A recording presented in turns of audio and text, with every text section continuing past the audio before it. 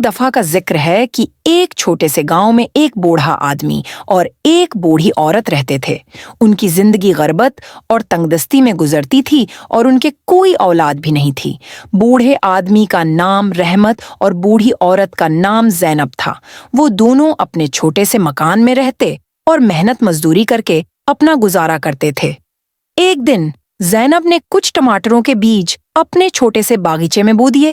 وقت کے ساتھ ان ٹماٹروں نے خوبصورت اور سرخ رنگ کے پھل دینا شروع کر دیا۔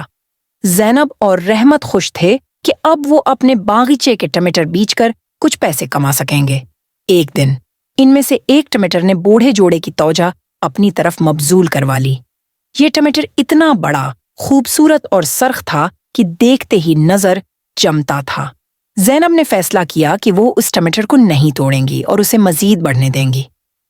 وہ ہر روز اس ٹماٹر کا خاص خیال رکھتی اور اس پر پانی دیتی۔ ایک رات رحمت اور زینب باغیچے سے کچھ عجیب سی آوازیں سننے لگے۔ جب وہ باہر گئے تو انہوں نے دیکھا کہ بڑا ٹماٹر پھٹ گیا ہے اور اس کے اندر سے ایک خوبصورت شہزادی نکلی ہے۔ شہزادی نے بتایا کہ وہ ٹماٹروں کی شہزادی ہے اور اس پر ایک جادوئی لانت تھی جس کی وجہ سے اسے ٹماٹر بننا پڑا تھا۔ جب تک کہ کوئی مہربان شخص اس کا خیال نہ رکھے، شہزادی نے بوڑھے جوڑے کی مہربانی اور محبت کا شکریہ ادا کیا اور کہا کہ وہ اب ان کے ساتھ رہنا چاہتی ہے۔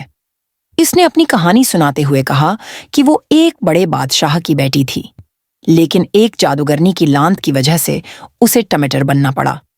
اس لانت کا توڑ یہ تھا کہ کوئی نیک دل انسان اس کا خیال رکھے۔ رحمت اور زینب نے شہزادی کا خیر مقدم کیا اور اسے اپنے گھر میں جگہ دی۔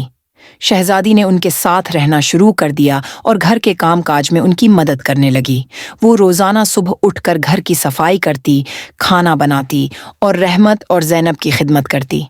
اس کی وجہ سے ان کی زندگی میں خوشیاں بھرنے لگیں اور ان کے حالات بہتر ہونے لگے۔ گاؤں میں جلد ہی یہ بات پھیل گئی کہ بوڑھے جوڑے کے گھر میں ایک خوبصورت شہزادی رہتی ہے۔ لوگ اس کو دیکھنے کے لیے دور دور سے آتے اور اس کی خوبصورتی اور نیکی کی تعریف کرتے۔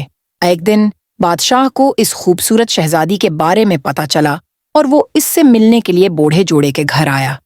جب بادشاہ نے شہزادی کو دیکھا تو وہ اس کے حسن اور اخلاق سے بہت متاثر ہوا اور اس سے شادی کی خواہش ظاہر کی۔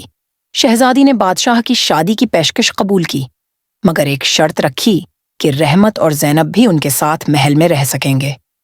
بادشاہ نے یہ شرط بخوشی قبول کی اور سب مل کر محل میں منتقل ہو گئے۔ بوڑھے جوڑے کو محل میں عزت و احترام کے ساتھ رکھا گیا اور ان کی تمام ضروریات پوری کی گئیں۔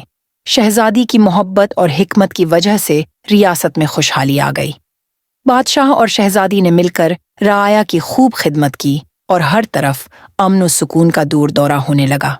بوڑھے جوڑے نے بھی اپنی باقی زندگی آرام و سکون میں گزاری، جس میں انہیں وہ محبت اور دیکھ بھال ملی جو انہوں نے شہزادی کو دی تھی۔